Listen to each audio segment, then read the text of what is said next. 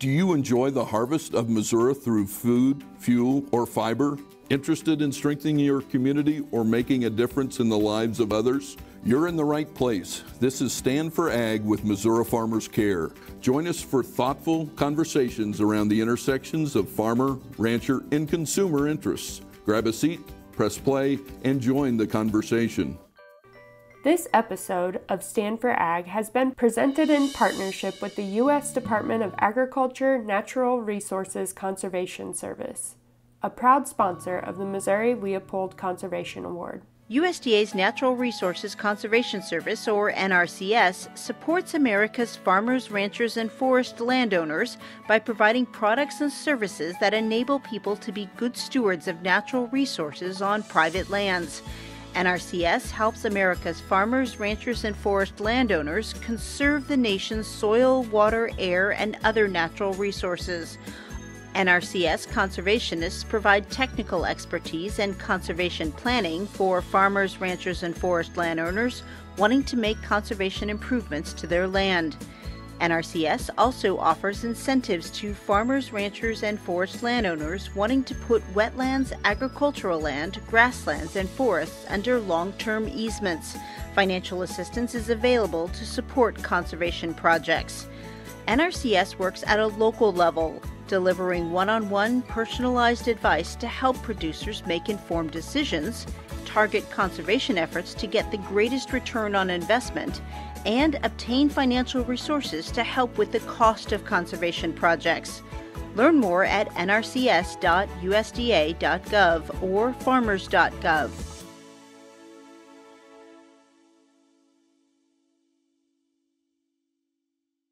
Hey everyone, this is David Doctorian. I am the Assistant State Conservationist for Partnerships and Initiatives here in Missouri with the Missouri NRCS. And I am pleased to be with you today hosting a podcast for the Missouri Farmers Care Organization.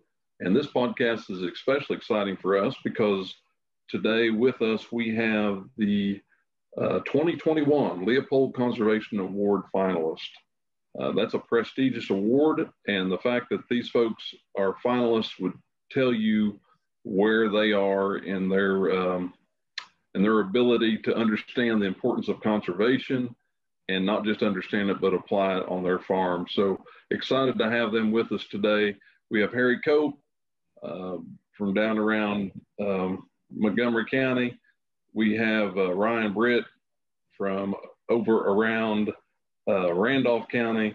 And then we have the Eddings from, I believe, Lafayette County. Am I correct on that? Correct. Very good. So glad they're with us today. And this is the Stand for Agriculture podcast installment that we're going to cover some things that I think will be interesting to the listeners. But to start with, I just want to go around the room, as it were, and ask just a little brief introduction from each of you, and to help us understand who you are and where you're from, and give some details that might help us have context to our conversation today. So I'm going to start with the top left on my screen, Harry, and my question, I'll pose it this way. Just give our listeners a sense of who you are and what your operation is about. Just briefly, Harry, help us understand that. Okay. Thank you guys for having me on. We appreciate it. Quite an honor to be a finalist for the Leopold Award. We are basically, my wife Rose and I, and then our two kids, Serena and Dustin. We've got a fourth and fifth generation farm here. We're diversified livestock, mostly, very little row crop. We do some row crop. We're a grazing operation. One of the things that we're proud of is we're certified by the Audubon Society for being a grassland bird-friendly beef producer. We do that. We direct market our beef and pork and lamb. Most of our lamb is all commercially marketed. We're not commercially marketing a whole bunch of our beef, but most of our pork. That's kind of who we are. We're grass farmers first. I'm a very lousy crop farmer. It has a key and ignition switch, I can break it. So we try not to do too much of that.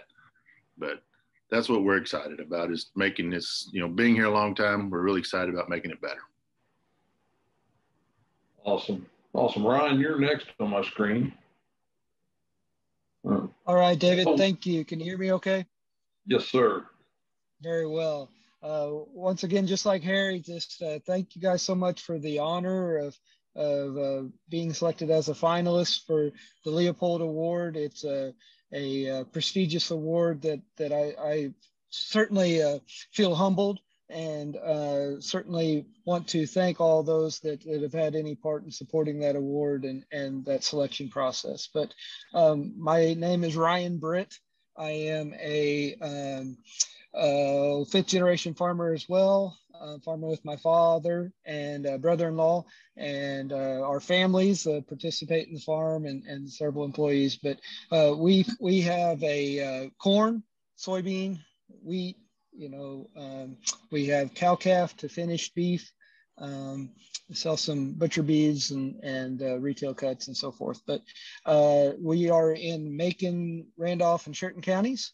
And I am sitting on the combine right now, and glad to be joining you guys on this sunny day.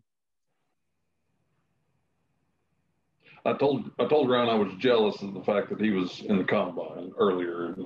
Glad he's able to get something done today.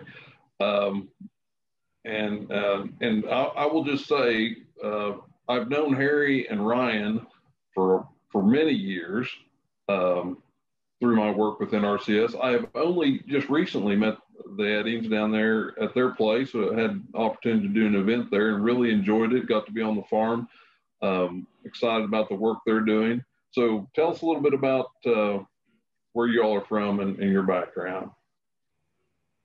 I'll let my wife do that.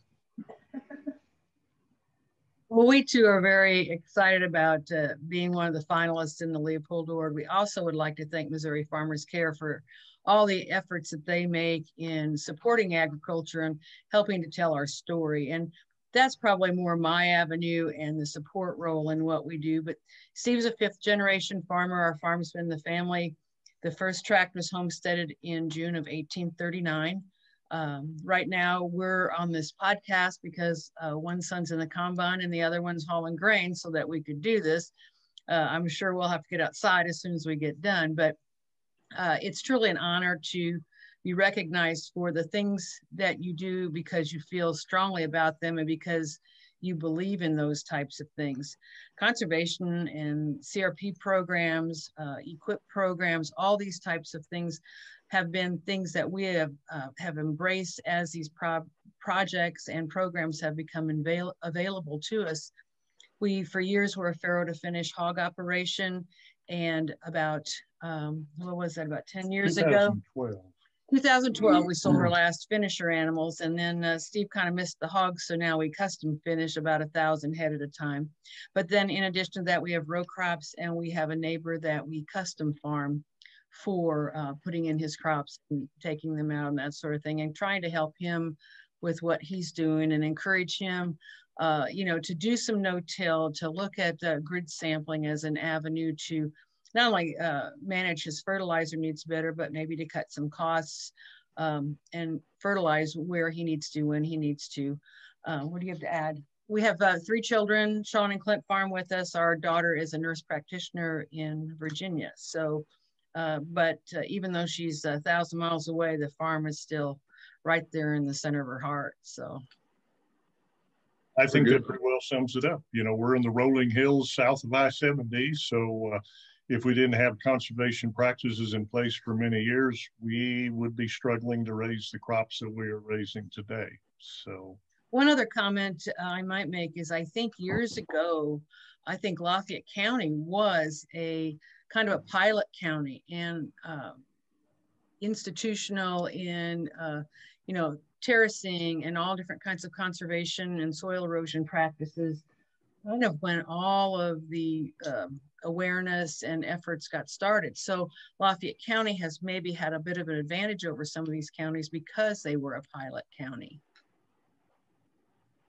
Yeah, that's a good thing to consider, the influence that those opportunities have had over time. I want to just move right into the conservation aspect of this conversation, and I'll start with you, Ryan, and then we'll work backwards through the group. But in the context of the Leopold Award and what that means, and how the fact that you were even positioned to be a candidate for that award. You know, as we drive down the road, we know there are a lot of farms and a lot of producers that wouldn't be candidates for that type of award. I mean, that's just the way it is for one reason or another. But where do you think your conservation ethic originated? And maybe along with that, why are you concerned about conservation on your operation? So it's a twofold question, but where did it originate, and why are you concerned? Sure, David. I thank you for the question. I guess where my conservation ethic originated was from my father and my grandfather. They both were on me at an early age to leave it better than you found it. And that, you know, can be taken into everything you do in life, but it certainly goes well into farming. And we've done a lot of things through the years to try to institute that in our farm. You know, just like most of these finalists that have ever been considered for Leopold, you know, we're longtime no-tillers, cover crops. We have some nutrient strategies that might be a little different than others. We put nitrogen on with the planter, and then we put it at least one in this last season, and probably moving forward, we'll do at least 2 in-season nitrogen passes. You know, everything's been variable rated for over 20 years. Started with yield monitors in the combine in '93. You know, terraces, waterways, you know, the whole gamut of conservation practices that are available to people are in practice on our farm, you know, with CRP and with pollinators. But that's not different than many of the operations in North Central or all over the state of Missouri. And you know, we're very fortunate with the conservation, the soil and water program that we have in our state with NRCS, those partnerships that have led the way, have shown us ways to improve the things that we're doing on our farm. And, you know, and oftentimes have provided, you know, cost share incentives to start some of those practices. You know, and you take it on into rotational grazing. I don't want to step on Harry there. So, you know, but those things have just been a part of what we saw a need to improve what we were doing, you know, always looking for a better way to get better results. And sometimes it's the little things, and, you know, just trying not to put fertilizer on frozen ground, you know, but on other times it's the bigger things about, hey, let's not put, you know, 250 pounds of nitrogen down in the fall, you know, when the corn's not going to need it till July, you know. So those type of things are the things that we look at. There's a lot of technologies today that make it easier than it once was, and that's just going to, you know, keep advancing as we move into the future. But and what was the second part of the question? I've talked too long already. Well, just you know, why are you even concerned about conservation on your operation? Why does it? I mean, honestly, we know that there are operations that are not as concerned. So what do you pin that to, Ryan? Sure. Thank you again. I guess one of the opportunities I've had is serving as a county soil and water district supervisor, and then a state super director up to the state president. I'm now the past president of the Soil and Water Association for Missouri, and serving as the National Association board member.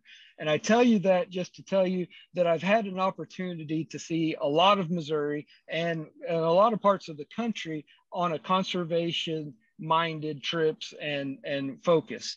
And we have there's been a lot of good work done in our country and specifically in this state on conservation and specifically on soil erosion and nutrient reduction in our water.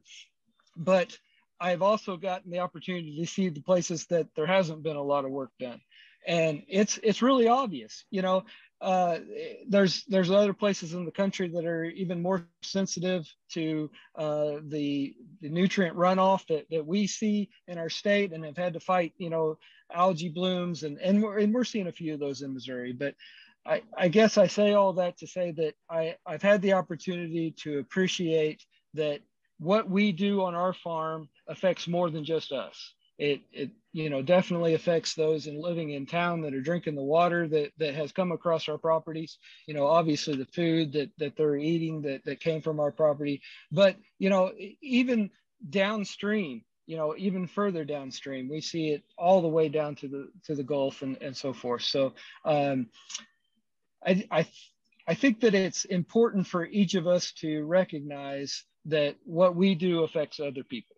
And I know that each one of these finalists are outstanding in their field. And, you know, obviously I'm literally in my field today, but I thank you that each one of these people have done a good job of recognizing that we can do things better. We can leave it better than we found it.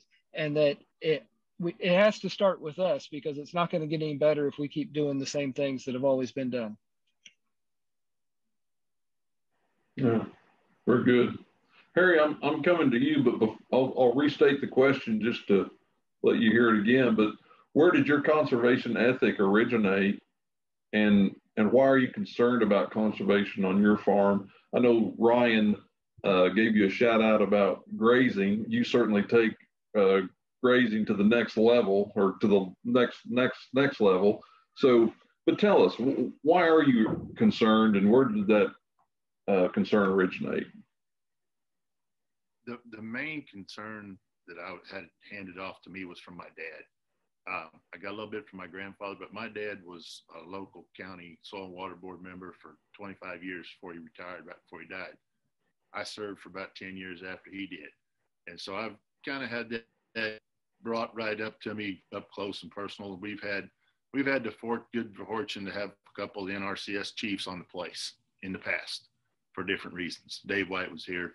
And then I can remember a picture of my father pointing his finger at Dan Glickman about something at one of his meetings, and got that picture hanging on the wall. But that it was a major thing to my dad, and to me it's the same way. There's somebody made this statement here a while back. It said, you know, we don't have to change and take care of what we have, but our kids don't have to farm our farms either. And I kind of want that to be a possibility.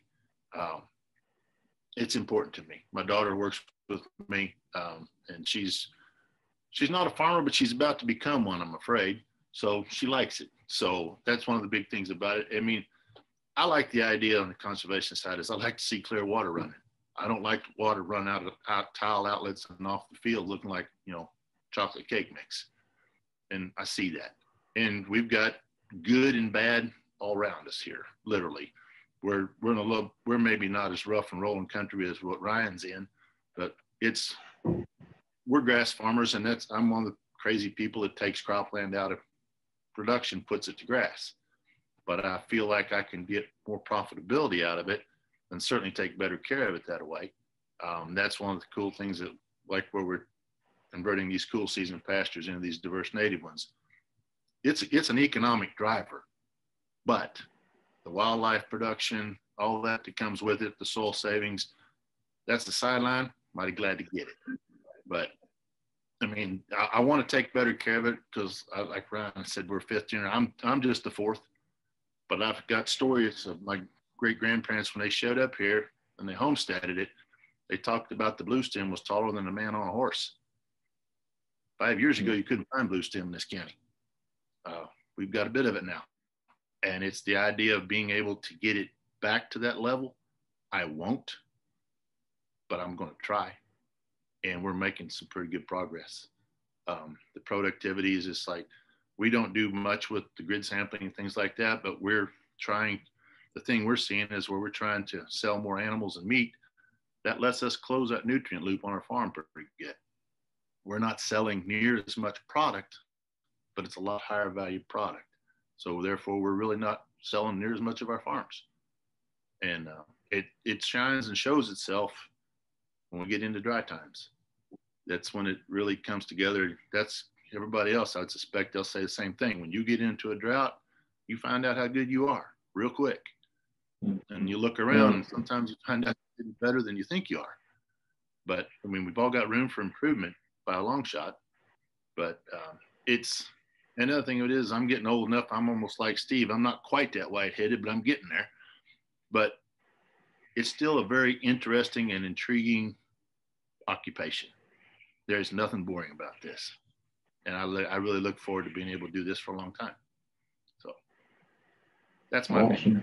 Awesome. Steve and Sharon, where did your conservation ethic originate? Why is it important? Well, Sharon made the comment earlier that Lafayette County was a target county back in the 50s. And some of you guys might remember the balanced farming techniques where, you know, it was the start of terraces. And I think we have some receipts when Dad built them in the 50s, and it cost us 12 cents a foot to build these terraces. You know, now soil and water people are, when you hire a contractor to come out and just stake it, you're spending 20 cents a foot for them to stake it, you know. So we were brought up not in a large operation by no means. We had a small dairy farm, but I don't recall much of our ground not being terraced. You know, the terraces back then were made for small equipment. You know, many of them have been changed now to UGOs. The thing about balanced farming terraces, it took the water to the perimeter of the field and then put a waterway. So you had big sharp curves that could not be made today with the newer equipment. But I guess we're also fall into the conservative category. And I don't know the connection between conservative and conservation, but I think you realize that what you have isn't going to get any better unless you work with it. You know, so we've installed the practices. We've used NRCS cost share and the equip programs for, you know, we do have 3 lagoons, so we pump effluents out. We did the cost share on nutrient management that paid for the grid sampling, analyzed the lagoon water, realized what we were putting on per acre so that we didn't overdo it. We have, where we spread the lagoon effluents, we have a 3-acre lake that supplies the water. We have a good supply of catfish in there. We haven't had fish kills, algae blooms of that nature. So I think things start just to fall together. I recently was looking at the uptrend in fertilizer prices, and I came to realize if you were going to put on an acre of wheat, for 100 bushels of wheat, you would spend $150 per acre of fertilizer. Now, that's gone in 1 year. Now, you know, look at what you can do when you terrace that 20 years ago, 30 years ago, or even 5 years ago as an investment in your future. You will hold the soil in the place. We currently no-till, we grid sample.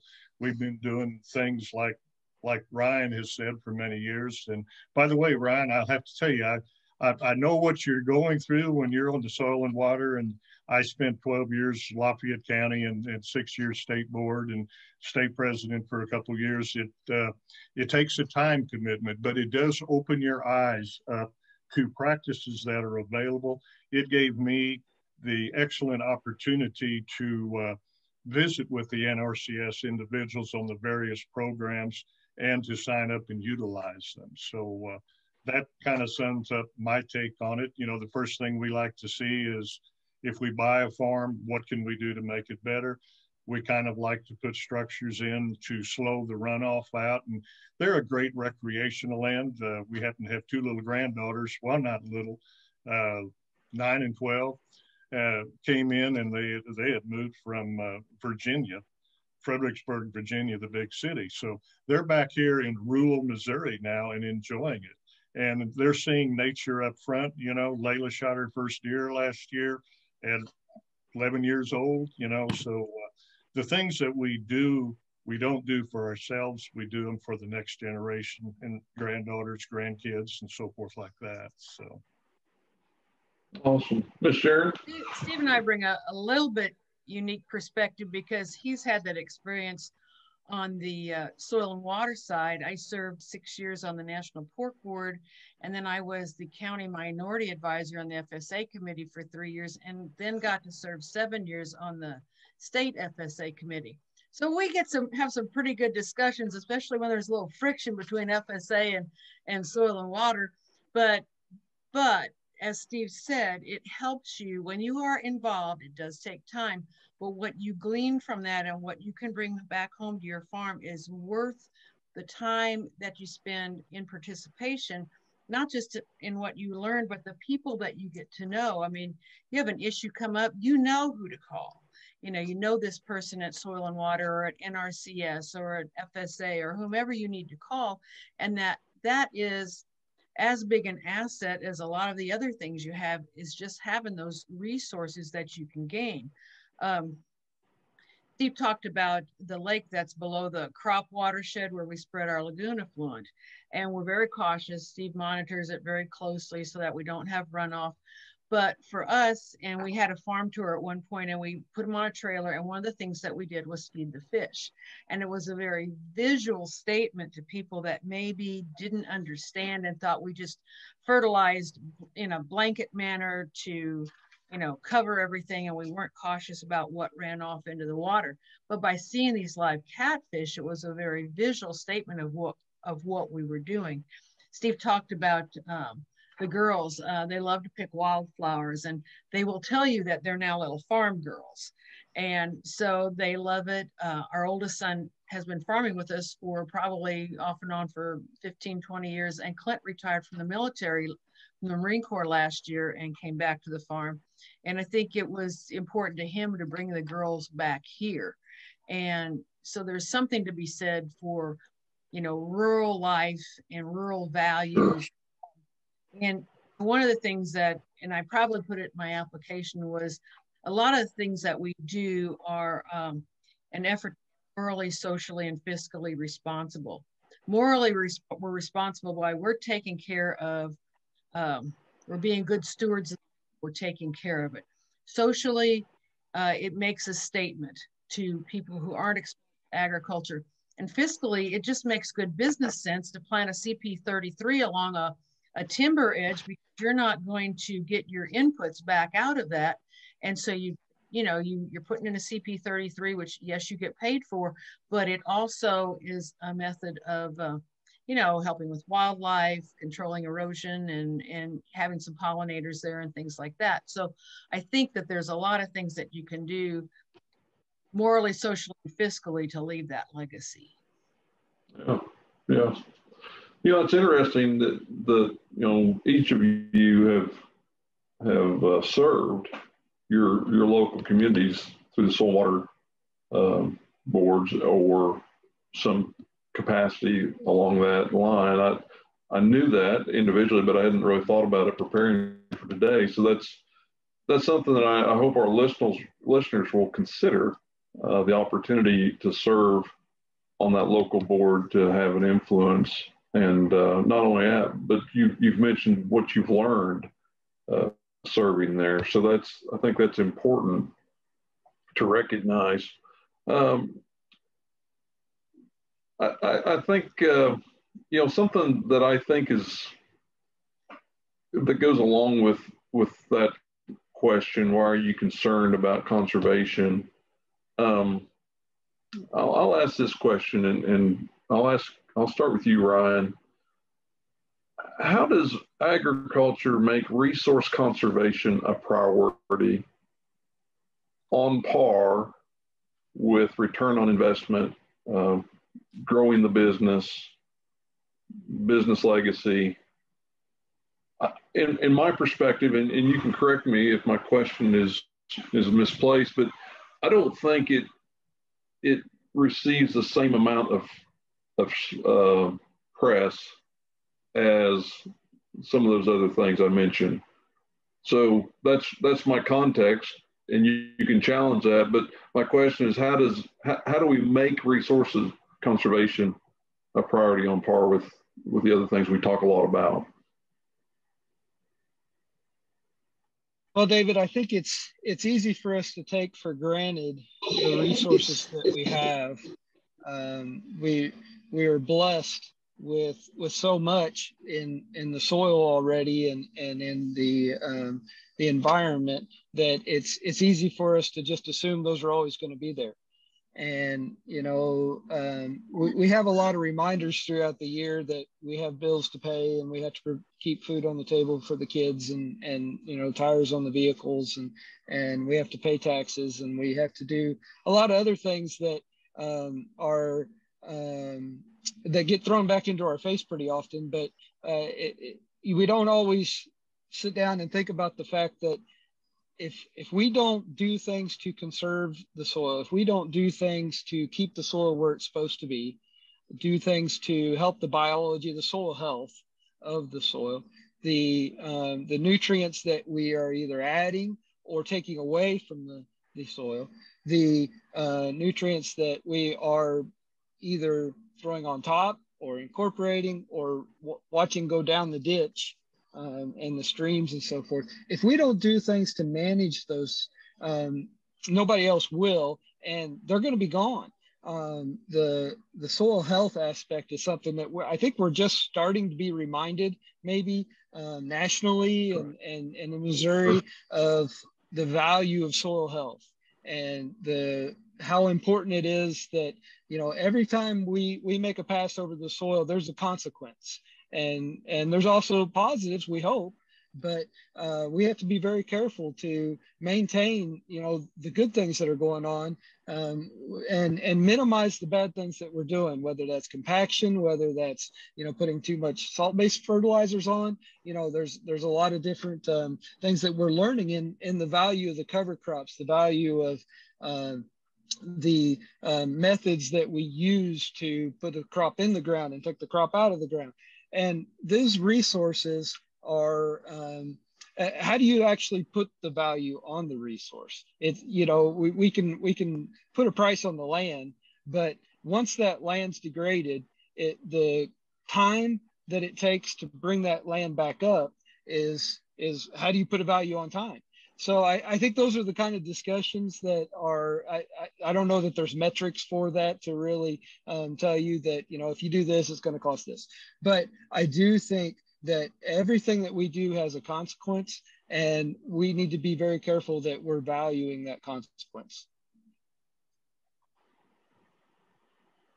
Yeah, that's a good answer. Sharon and Steve, what do y'all think? Well, I just kind of feel that down the road here, you know, we were born and raised on the farm. When we 32 in my class, and we had 20 kids were farm kids. You know, now it's the other way. The ties to agriculture are not what they were 10, 20, 30, 40 years ago. Now, maybe you find 1 out of 10 that has great grandpa maybe had a farm.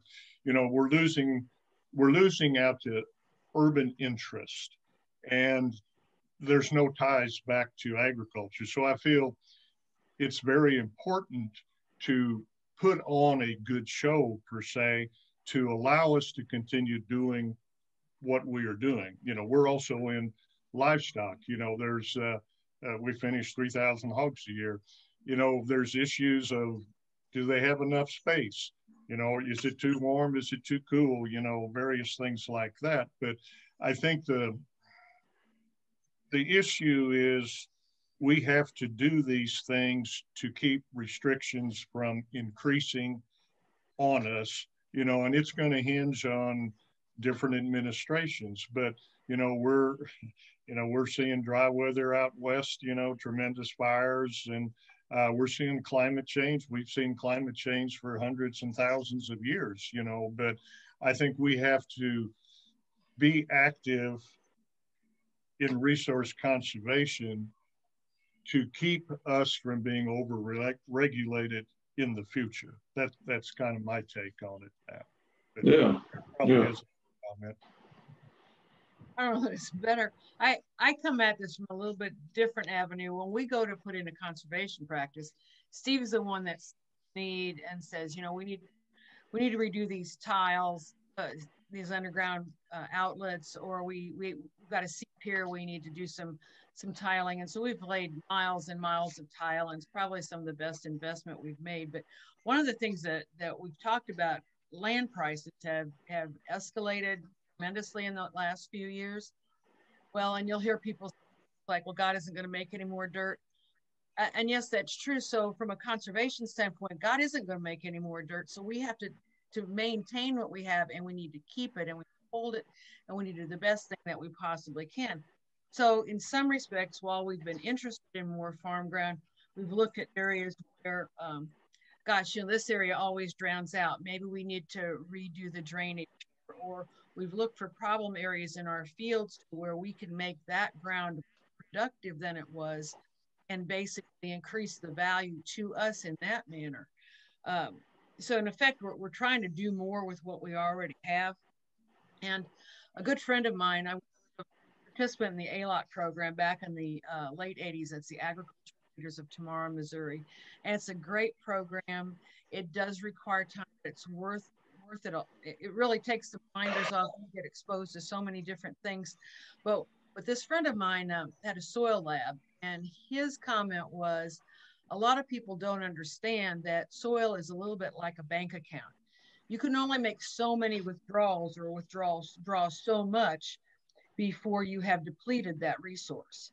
And I thought that was kind of a good analogy, because I think sometimes when you get into these high cash rent situations, people, if they're not being responsible, will just, farm it to death and not want to maintain or improve the fertility. So the analogy to a bank account is really a pretty valid one.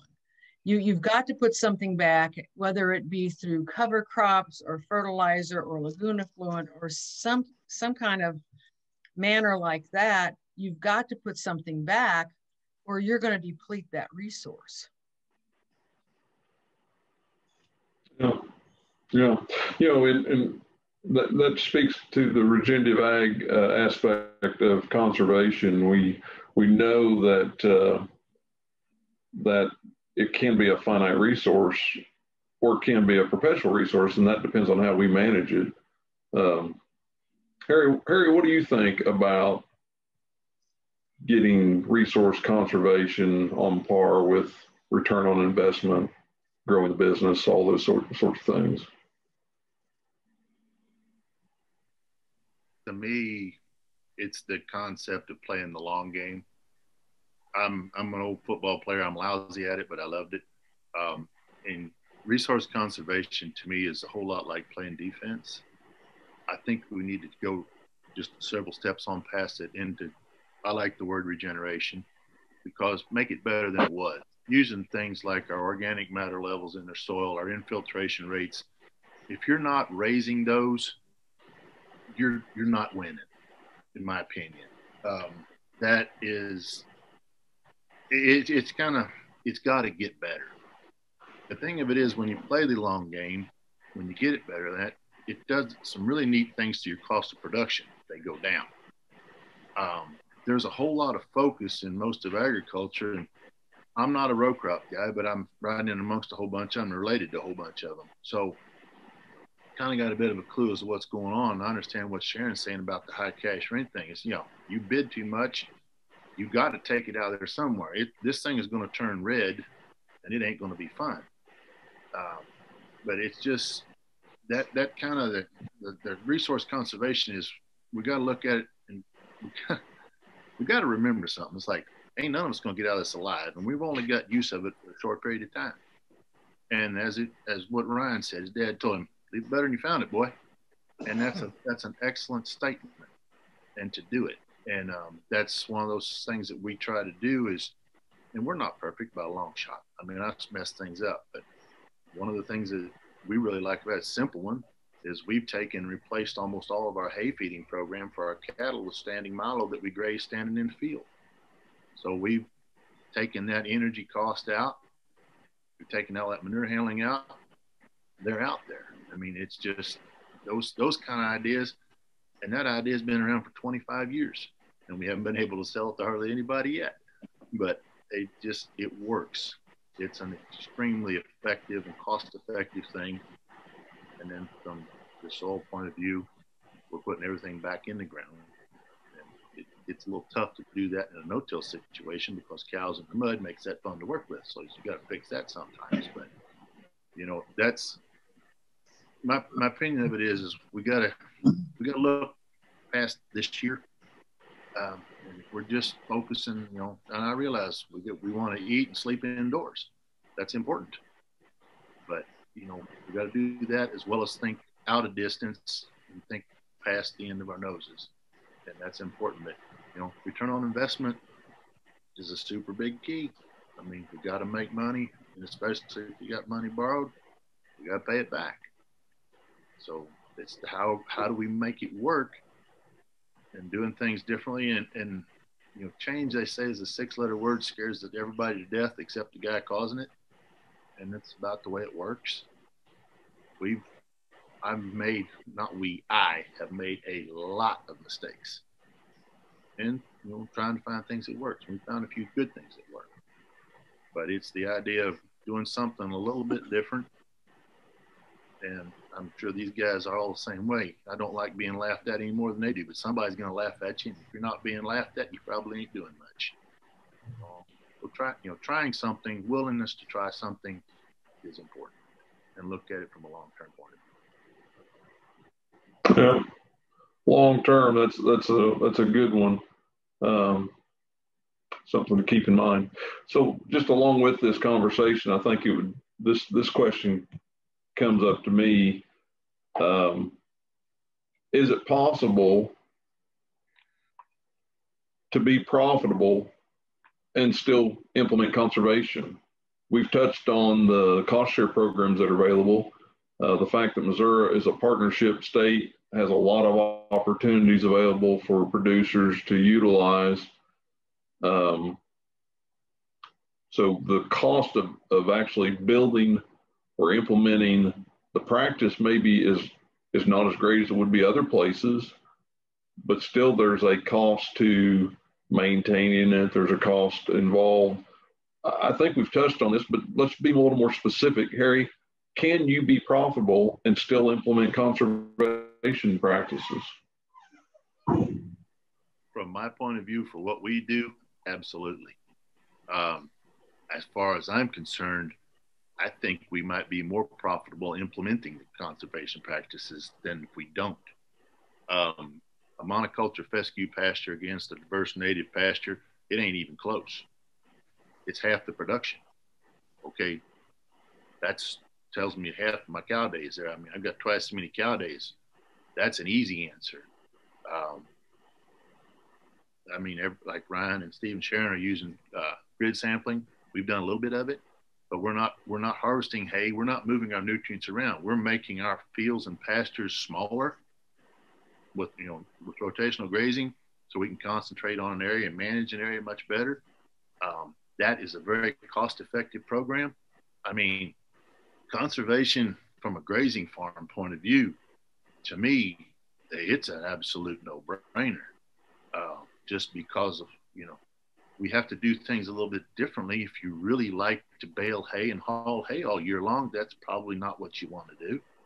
But from a cost of doing business point of view, yeah, to me, from a row cropping point of view, when you're dealing with things like terraces, that's it's a long term. But I've used most all of the acronyms everybody else has used: EQIP, RCPP, state cost share, federal cost share. I mean, that's how we used all that cost share to basically seed down these 300 acres of natives. I couldn't afford to do that on my own. $200 an acre to do it, I was able to do 5 to 10 acres, not 50. With the cost share, we did 50 at a crack. And that's what we've been putting in. And it's just, I feel like it's a very good investment of money. And it's doing a great deal of difference to our cost of doing business. I try to keep track of cost of doing business because when I'm in trouble, and so it just there's a lot of money involved in agriculture. If we can figure out how to maybe not spend quite so much money, A good friend told me that, and it's like I had to argue with him for half a second, and then I had to shut up because he was right. You know, there's a lot of money here. If we can figure out how to keep from spending quite so much of it and get our production, we're doing good. Yeah, you know, I think I would point out the cost share that's available. It's available because our friends and neighbors in the urban areas see benefit to spending tax dollars that way. It's we sometimes get the sense that it's free money, but it's not. It's someone has decided that this is important and they want to support agriculture to move in that direction. And so I think that's always important to realize that that it's available because through the legislative body, it's been made available to us. Ryan, what do you think? What do you think about profitability and conservation? Do you see a connection or a disconnect? Well, I think you know, what is the cost of not doing conservation? You know, it's beyond the dollars that we're spending this year. Harry was talking about the long game. You know, when we take it and look at the long game of agriculture, of our farm, you know, what is the cost of losing our nutrients or losing our soil's ability to produce the yields that it has? You know, and then there's the smaller things. We've been doing cover crops quite a while, and we took advantage of a little bit of a pilot program to kind of get us started on the cover crops, of course. And even the state's cost share doesn't cover a lot of acres, and so it's a good incentive program. But we've been doing cover crops for, I guess, going on 10 years now, probably. And you know, the last year and this year, every acre gets a cover crop on it. What that has a cost, absolutely it does, but it also has a value. We were cutting beans 4 days ago, and we weren't leaving a track at all. And one of the neighbors came by and said, "Man, I'm leaving a pretty major track that I'm going to have to go back and do tillage and fix." And you know, those things have cost, where we've got soil structure and stability that they don't have. Now, there's also a value to a lot of the other things we do. Harry did well in mentioning the grazing. You know, we're the same way with rotational grazing. I run a lot more cows than I would be able to if we were not doing rotational grazing. You know, we look at on our fertility program, we do a lot of foliar feeding, and the foliar feeds are expensive, but it's really efficient also. And we're making a management decision in season on a growing crop, what it needs and how we can manage that crop. So we are trying to be so efficient that we're not wasting nutrients, but we're feeding the crop to still get profit. You know, sustainability is a word that's been thrown around for a long time. And the part that people sometimes forget is that for something to be sustainable, it has to be profitable. And so I believe that conservation is absolutely necessary for the long term of maintaining the profitability on our farm. A lot of good points there, Ryan. That's really good. What is the cost of not doing conservation? That's maybe the quote of the day. I love it. That's awesome. How do y'all see that in Lafayette County? Well, as you look at input expenses, corn, soybeans, wheat, whatever, you know, $300-400 an acre. Well, if you look at, and that's an every year cost, okay? If you look at the conservation practices in our area, we're putting a terrace every 150 feet. You know, it costs $250 a foot to build your terraces, but really you can put your practices in probably close for the cost of putting in a corn crop. And you'll have maintenance on them, but once they're in, it's a one-time cost and the benefits start multiplying. So I think on our operation, if we had to make a decision between reducing fertilizer or putting in a conservation project that would conserve the ground and keep our nutrients on the ground, we would probably lean towards putting the money in the conservation. efforts. And, we're kind of new at the cover crops. We've had some good experiences, and this year we kind of we've learned that cover crops are good in certain locations, but poorly drained ground in a wet spring and rye created a problem. We didn't evaluate it quite out the way we should have, so we will put that in the thought process and look at, we're rolling country, but we do have a few non-highly erodible tracts of ground and soil types that do not dry off fast. So we have to factor those things in too. But I'm a firm believer that if you have to choose between inputs or putting the practices on your ground that will keep your ground there, I'll do the conservation efforts and put the practices in. So Karen probably has another comment.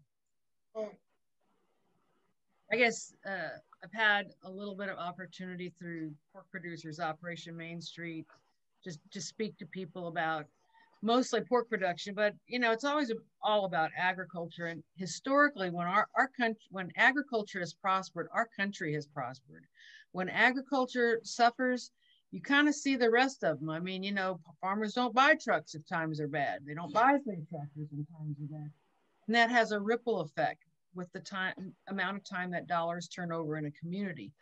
And our country was built on agriculture.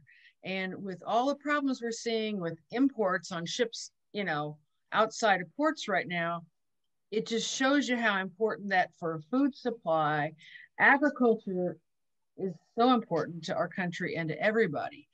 I heard someone say once 4 out of 4 people eat. Well, that's pretty true, and agriculture is right at the heart of that. But going back to some of the things that Ryan said, I've been making notes as we go, just thoughts that pop up as we've had this conversation going. And the question I wrote down was, how do you put a value on lost soil? I mean, how do you describe a dollar value to that? You really can't. I mean, once it's gone, it's gone. And I know we run a farm that didn't have a lot of conservation practices in the early years. And, we're working with different varieties and different types of things there. And our landlords have been really good about putting in some CP42s or CP33s. And, when we've explained to them that, this ground would be better in that practice and it will be more profitable for you, they understand. And so I think, I think, yes, there has to be a factor on profitability, because if we don't, we're not going to eat if we don't make any money. So we have to have profitability, but we also just have to always be responsible in how we're doing it. And conservation is an excellent way to do that. And I would encourage other people to make use of different programs. It's like leaving money on the table. If you don't take advantage of the programs and the opportunities that are out there to make your operation better and to conserve the soil, you're leaving dollars on the table. And I guess one other unique thing of being in the program, such as soil and water cost share, equips, whatever, it was designed to be an incentive to try it.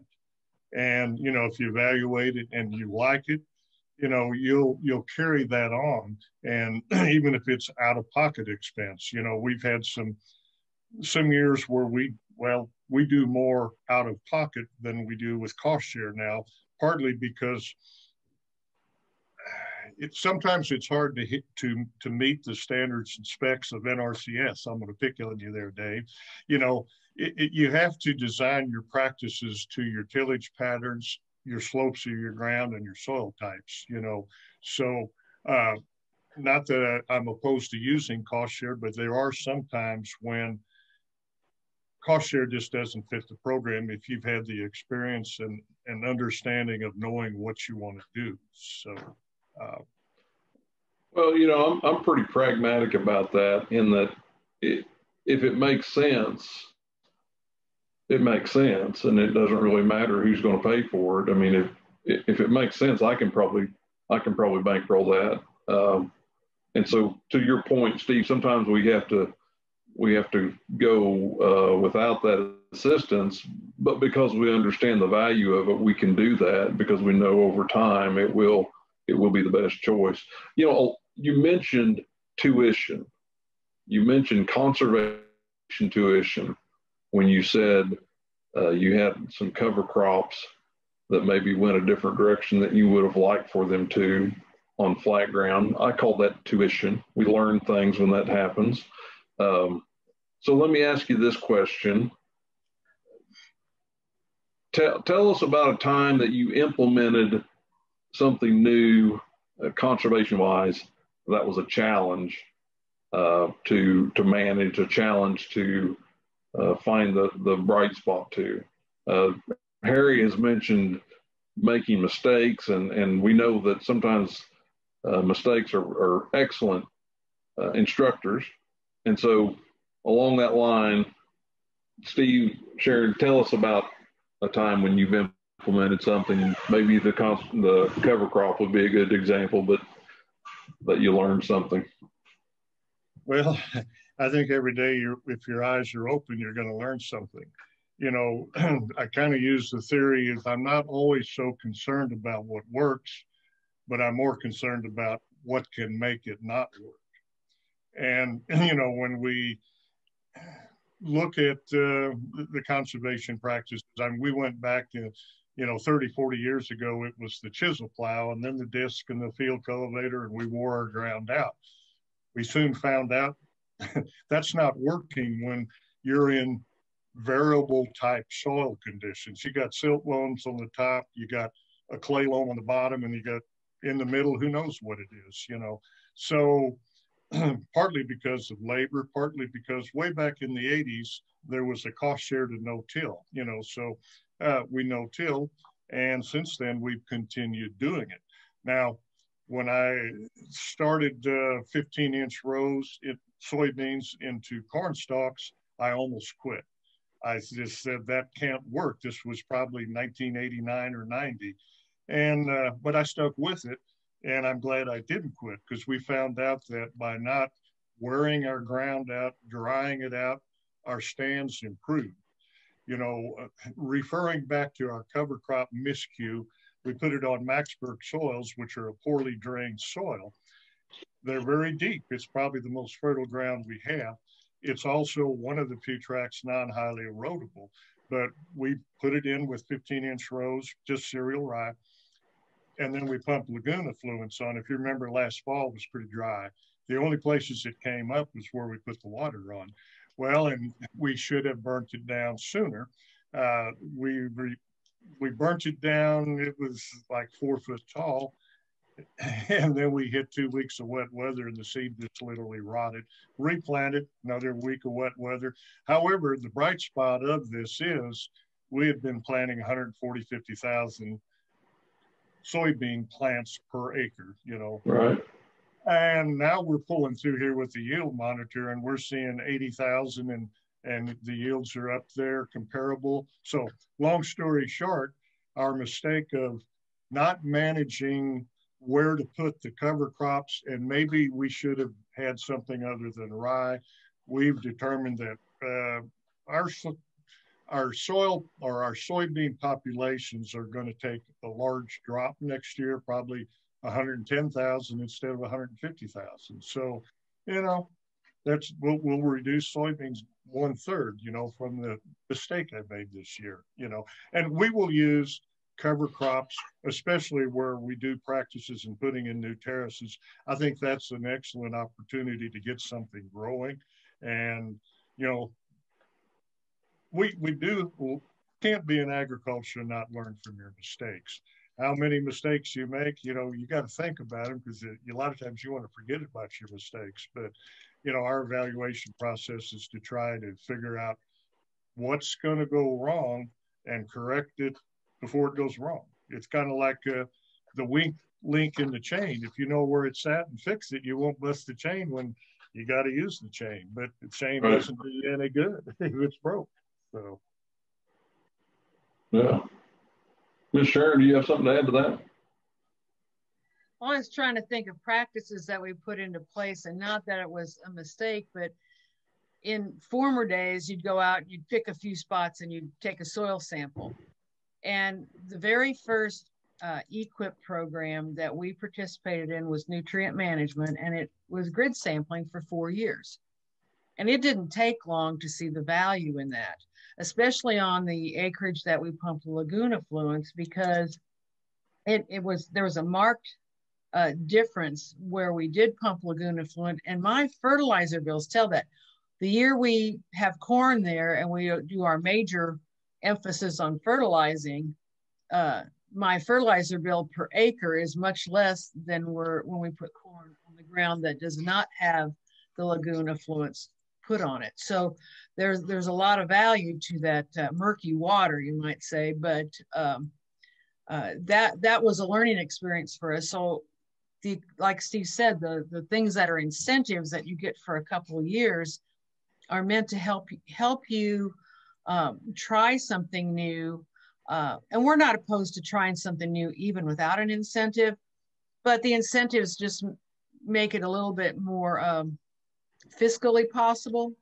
You know, Sure. If you get a little bit of cost share to try something new and it doesn't work out for you or you're not happy with it, you haven't increased your expenses a lot, you know, maybe a little.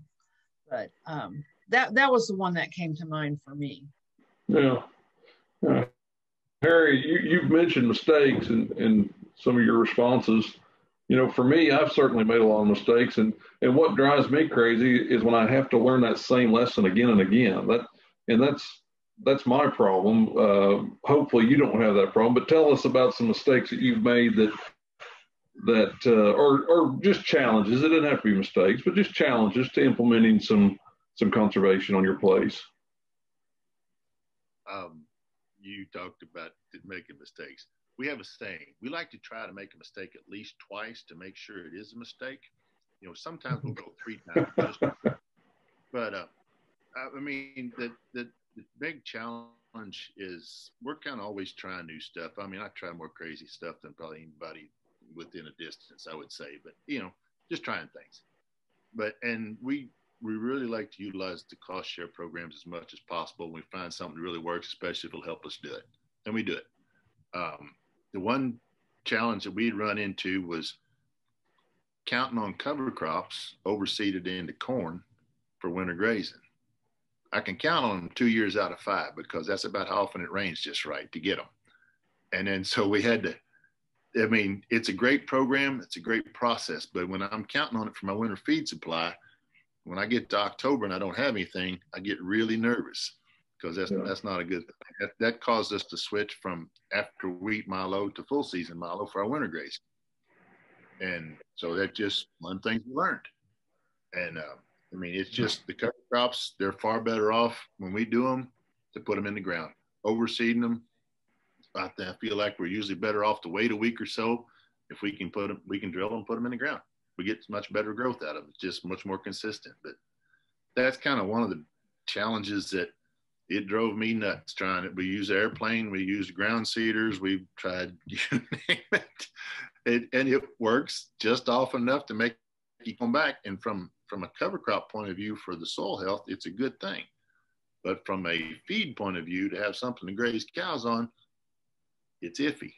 So we had to work our way around it. I don't know an irrigator. I envy you guys having your lagoon water to make things come up. That would be great. I've got a good friend that's just starting into that program because he's got a lot of lagoons and he's putting on cover crops and he makes them come up and look great. Just makes me jealous as all get out. That's kind of the one that it's a challenge. A timely rain will make you look smart, won't it? I mean, yeah, rain makes everybody brilliant. Yeah, it's true. It's true. Ryan, what about you? Back in May, timely sunshine would have been nice. Yeah, it's true. Yeah, Ryan, what about on your place? What about in your operation? What are some challenges of implementing something new? Well, I think as Harry mentioned, you know, the challenges of cover crops, and Steve and Sharon have mentioned as well, the cover crops bring a whole nother level of management to an operation, and you have to be prepared for that. And there's some education involved, and we learned pretty early on that if it's dry, you don't fly. And I've wasted a lot of money on flying some cover crops on in conditions that we saw little to no success on. But that was one of those that you just take with you and do the best you can. And that's beyond your control. But one of the other ones, we were convinced pretty early on of nitrogen management's one of the things that we can do, that we can try to make a better use of what we're doing and be more efficient with it. And so I was convinced that I could put nitrogen on in front of the planter and then come back and side dress it, and, you know, be a whole lot better resource wise, and making sure that we didn't have to use as much nitrogen. And I thought I had it all figured out, and had somebody lined up to come in and side dress it and so forth. And we got into one of those real wet springs and wet June and early Julys, and we basically had a crop failure on a huge percentage of our acres because we just couldn't get in and do anything about it. I didn't have the tools in place to get there and get it over the ground, and I didn't have the right amounts up front to help get me through that period to where we could get it through. And, you know, it's one of those real expensive lessons. And those are the ones that you remember well, and you try not to repeat. But you know, those are the type of things that we can take and we try not, you know, somebody that has really values the natural resources and the things that we need to do, they're going to keep trying, and they'll tweak it and keep trying it till it works. And somebody that is only looking at it from a profit perspective, they're not going to try those things again. So I think that, you know, that brings it back to the soil and water programs and NRCS and all those different incentives and cost share programs that are helping people get some of that education and take a little bit of that shock out of that education experience. But it's one of those things that we have to really, we have to have the mindset that we're prepared to invest in this to figure out how to make it work for our operation. And every one of our operations are different. Yeah, and, you know, I would add to that, those are great answers. You know, the percent of acres that we commit to a new idea should somehow be connected to our willingness to risk, right? So, you know, it's a little easier to commit 5% of our acres than it would be 50% of our acres to an idea that may need some refinement. We always say in soil health practices will make a good farmer better and a poor farmer worse, because there is so much management involved in that. There's so much to know. So that's something we have to be aware of. Well, listen, our time is coming to a close. I have one more question that I want to pose to y'all. And I think, you know, it's been interesting to hear y'all visit about some of these things, and we think about the context of growing the food, fiber, and fuel for the nation. Really, the importance of that, how that impacts not just us and our families and our communities, but back to that statistic, 4 out of 4 people eat. Right, so it's important across the board, and how it comes down to people just like you all. But answer this question for me. What do you want your legacy to be concerning production agriculture? Or maybe I'll ask it this way. How do you think the decisions you're making today will be remembered by future generations? Ryan, I'll begin with you, and then we'll move out from there. But what do you think about that? You know, you think about, I know you've got young children at home. No doubt you've got nieces and nephews. What about the future generations? How will they see the decisions that Ryan's making in the future? Of course, the easy statement is the way I started, in that I want them to know that my all of our efforts were to make it better than it was when we started. But I just to take that just a little bit further, as you mentioned, I do have young kids, and that at this point, it looks like one of them at least, if not maybe all three, do want to be involved in the operation at some point. And that's my goal, is for them to have the ability to farm if they choose to. And Dad and I've talked about this a few times. You know, the things that we're doing today, they do require investment and they require patience. And that's not something I'm great at. But our goal is that we can do those things now to make it much easier for them in the future, that they will already have the soil health going. They will already have these long practices in place, that all these conservation practices in place, that they don't have to start from scratch, and they don't have to start over and relearn all the things that we've done. And so I think that, you know, each time we do one of these things, it's absolutely for the long goal. It's absolutely for the next generation and the generation after that, because it doesn't always pencil for today. But when we look at that cost, you know, like as I said, what is the cost of conservation?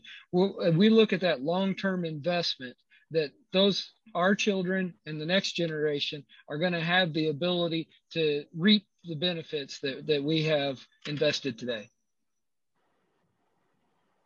Very good. Very good. Harry, what do you think about that?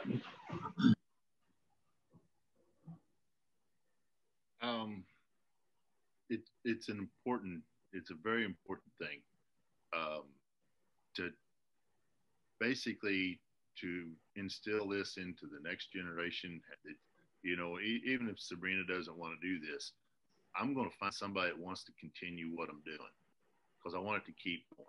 And it's not one of those things you can legislate out or something like that. And I've got nieces and nephews that are 20 to 40, and it's fun the things that they're doing, but it's fun to remind them of where we came from, what we used to do 40 years ago. And they look at you like you got two heads, like you did what? Yeah, that's how we did it. And it's just, you know, the things that we do today, that's the norm to them. And they can't understand that. It's like, you know, it's like sometimes they want to try something, says, hang on a second, let me tell you about that. I can tell you how that really is going to work, and you're not going to like the results. But if you want to try it, go right ahead. But it's the point of what the key, I think, is we've all learned a bunch. Make sure you pass it on to somebody else and don't let it disappear when you do. I mean, it's matter what we're doing with the farm. It's the information, the knowledge, whatever we're getting. You know, we're always learning. All three of us. I mean, these guys know more than I do by a country mile, but we're always learning. But the key is pass that on to somebody else. If they got to learn it over again the hard way, that was a waste of my time. So, you know, and so it's passing the knowledge and the desire along to them and taking them out and showing them. And that's one of those things we do when we have customer tours or family around. We drag them out and drag them all over the farm, and they really appreciate it, especially when you tell them, this is what we used to do. That ditch over there used to run pretty deep. We fixed it. That sort of thing. And, you know, show them the mistakes and the good. And they appreciate it. Very good. Very good. That's a good point for our, I know we all have family and friends that are urban, and when they do come to the farm, make sure to take that opportunity to get out on the farm. I haven't done that particularly. I think that's a good thing to remember. Sharon and Steve, what do you want your production agriculture legacy to be? What do you want future generations to think of when they think of you guys farming? Well, one thing we've kind of made clear to the kids is that, you know, we have no intentions of ever selling our ground off, you know. And, you know, when we see the little granddaughters, I alluded earlier, Layla shot her first deer for the first time she went hunting. You know, that's going to stick in her mind. And watching two little girls go out and snip wildflowers, you know, that's going to stick in their mind. Giving them the opportunity just to be out and ride their bikes, not on the roads, but through the trails in the country. You know, they've enjoyed the structures or the water holding ponds that we have, a couple 3-acre ones. They swim, they got a paddle boat, you know. The water's clear, they can see things, they can catch their bluegill and their bass and so on. Basically, like we've all stated, leave it better than what we saw it, and hopefully it'll take care of itself. So yeah. So Yeah, very good. We recently, well, probably going close to 10 years or so, bought an 80-acre tract, and we've had a lot of people say, would you sell us a couple acres? And we're like, no, our farm ground doesn't grow houses. And, you know, Steve said we don't really ever want to sell the farm ground. We don't want it to grow houses. We'd like it to stay in production agriculture. And I think Ryan, you know, said that we've done it so they won't have to, but they will have to continue it. And we probably haven't been as good sharing with Sean and Clint and even Stephanie and the girls that those wildflowers are there because it's a conservation practice. We put those wildflowers there to be pollinators so that the bees can, you know, have a place to, you know, pollinate other plants and that sort of thing, because a lot of our food relies on good pollination. But we probably haven't done as good a job explaining them. They know we have CRP, but do they know what it's there for, why it's there, and how that particular practice makes a difference? So we could probably do better about that. I also think that ultimately we want our farm to provide for whatever family wants to stay here, whether they stay here, whether they decide to do something else. We can't make those decisions for them, but we want them to have that opportunity. And so it's all about leaving that legacy, that opportunity, leaving it better, as Ryan said, than we found it, and just continuing to be really responsible with it. Very good. Awesome. There have been so many things that we've touched on that I would like for us to spend another hour on just specifically.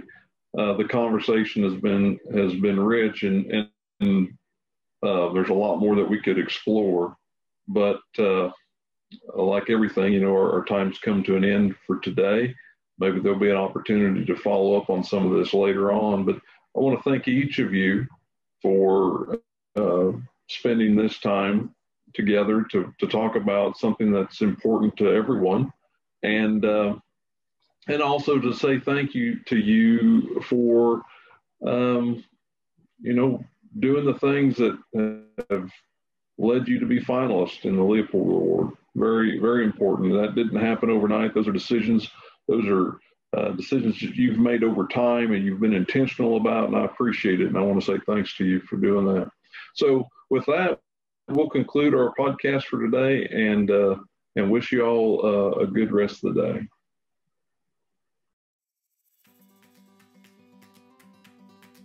Thank you for joining the Stand for Ag podcast with Missouri Farmers Care. We're excited to bring you new stories each week. We as agriculturalists have a lot of stories to tell. Stories of resilience, grit, and stories of families that are united by their passion for agriculture. Each week, tune in for a new episode and join the conversation.